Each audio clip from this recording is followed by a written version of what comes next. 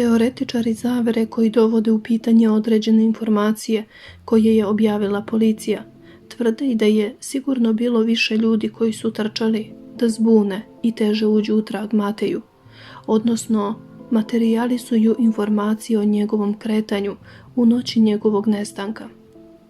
Prilikom pregleda video snimka dostupnih na pomenutim Instagram profilima i čitanja komentara korisnika, evidentno je da se izražavaju sumnje da Matej osoba koja se kandiduje na prikazanim video snimcima nisu ista, već slična osoba. Ako su snimci objavljeni na tom profilu autentični, onda se mora konstatovati da je osoba koja je zaustavila taksi i za koju je Nenad Periš, Matejev otac, rekao da je njegov sin, i osoba koja je prelazila ogradu na mestu gde je beogradska policija pretresala i nisu našli nikakve materijalne tragove, ne rade isti. Dakle, Matej koji zaustavlja taksi i osoba koja se nalazi na terasi Sava Nove i preskače ogradu deluju različito u smislu da kamere prikazuju tu drugu osobu višom, mršavijom, izduženijeg vrata, izbrijanije kose, a što su sve primetili pratitelji tog profila. Zato neki komentatori tvrde kako Matej nije ni stigao do Sava Nove u noći nestanka. Također kada Matej trči uočljivo je kako je nagnut napred, a kada trči osoba prema restoranu Sava Nova, puno je uspravnija. Ne slažu se ni boja majice i pantalona, dok Matej na snimcima, gde je prepoznat od strane oca, u crnoj majici sa printom napred, tamnim pantalonama te belim patikama sa slovom V, tamnog đona, dotle osoba koja trči i preskače ogradu kod Sava Nove ima majicu sivkaste boje, kao i pantalone svetlije boje, te đon beli. Neki tvrde kako se samo radi o različitim snimcima, ali ostaju dileme po pitanju sata, kog su komentatori uočili da je imao Matej na levoj ruci, dok osoba koja preskače ogradu nema sat. U svakom slučaju, ako su snimci autentični, ne čudi da će istražitelji imati pune ruke posla i angažovati informatičke stručnjake da različitim programima utvrde da li je osoba koja trči na svim snimcima Matej ili se pojavljuju i drugi trkači. Možda je zato Nenad Periš i rekao kako istražitelji ponovo sklapaju sve mozaike i traže odgovore iz sasvim novih uglova. Također, korisnici na društvenim mrežama očito su i voljni pomoći istrazi svojim zapažanjima, pa nije na odmet da službeni istražitelji pregledaju i materijalne dokaze koji se slivaju na internet. Na webu ima raznih teorija, pa i da je Matej žrtva sačekuše, o čemu smo ranije već pričali. Ukoliko isti nisu autentični, neko bi se trebao i službeno ograditi. Ako jesu, to je znak da su policije obeju zemalja izgubile monopol da se samo unutar zatvorenih vrata bave istragom, i to će biti po prvi put da je napravljen svojevrsni Big Brother u istrazi neke nestale osobe. To samo po sebi može biti i dobro za ovaj slučaj, jer 1000 očiju i 1000 glava pametnije je od nekolicine osoba, iako se radi o najvećim profesionalcima dveju država.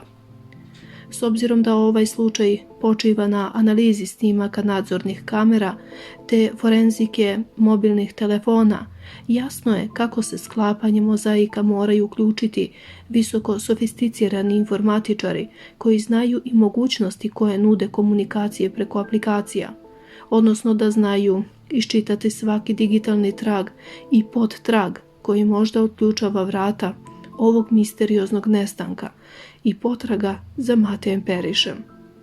Sa druge strane, naravno da je važan i klasični tip istrage, pa se javnost sa pravom pita jesu li saučesnici koji mogu dati ključne informacije poput Maje Sopte ispitane i okolnostima svojih učestalih boravaka u Beogradu i kontakata koje su ostvarili tokom proteklih godina sa osobama iz Srbije, pogotovo kontakata sa osobama sa teškim dosijeom.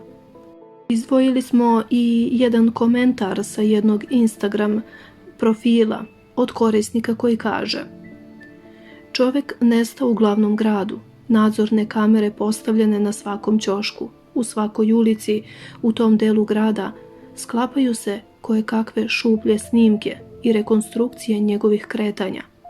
Novine i mediji lupetaju kao uvek, razni naslovi na početnim stranicama, stoka željna propagande i senzacije, ni trun poštovanja prema ljudima koji pate iz dana u dan zbog ovoga. Razna nagađanja i lupetanja od strane svih koji se bave ovim slučajem. Nije mi čudno novina, medija i ovih društvenih mreža. Nekom je važnije skupljati lajkove nego ljudski život, sram, stid i sramota. Prošlo je 50 dana od kako je momak nestao. U beogradskoj metropoli znam i jasno mi je sve od balkanske prljave politike, korupcije, foteljaša i kriminalaca koji samo gledaju lični interes i zaboli ih đon za mene i tebe, ali tip je nestao u 2022. godini, kao da ga je vetar odneo. Ko krije? Zašto krije? Šta je cilj i svrha svega? Ima li policija pravo da stisne i pritisne od Maje, prijatelja, pa i pola Splita ako treba? Ima li današnja policija ikakvo pravo? Ili će samo na kraju da objave: istraga je završena, pročešljali smo Savu i Dunav, uzduž i popreko, nažalost bez željenog rezultata. Izeo vuk magarca, pa u Tunguzi bi do sad došli do nekog traga ili barem objavili nešto u javnost, da makar smanje propagandu, medijske izmišljotine, nagađanja i šupljake. Također nekoliko komentatora ostavilo je vrlo razumno pitanje: kako je Matej Periš mogao besprekorno trčati u noći svog nestanka ulicama po kojima nikada ranije nije trčao i kako je uopšte znao za određene prečice ako ga neko nije uputio? Dakle, da nije imao slušalicu u uhu da bi mu neko dao uputstva gde da preskoči ogradu, na primjer, ili kako je krenuo kratkim putevima upravo od Gotika, sada Magacina, gde je slavio do Savanove. Ima onih koji tvrde da ni rođeni Beograđani ne bi tako precizno išli tim putem koristeći sve skraćenice. S tim u vezi ponovo se postavlja pitanje stare slike mape sa tačnom putanjom koju je Matejeva drugarica, kojoj je posljednji put uputio poziv, Maja Sopta, slučajno otkrila ispred kamere dok je pomerala prst po ekranu svog mobilnog telefona. Teoretičari zavere koji dovode u pitanje određene informacije koje je objavila policija tvrde i da je sigurno bilo više ljudi koji su trčali da zbune i teže uđu u trag Mateju, odnosno materijalizuju informacije o njegovom kretanju u noći njegovog nestanka. Prilikom pregleda video snimaka dostupnih na jednom Instagram profilu i čitanja komentara korisnika, ako su snimci objavljeni na tom profilu autentični, onda se mora konstatovati da je osoba koja je zaustavila taksi i za koju je Nenad Periš, Matejev otac, rekao da je njegov sin, i osoba koja je preskakala ogradu na mestu gdje je beogradska policija pretresala i nisu našli nikakve materijalne tragove, ne rade isti.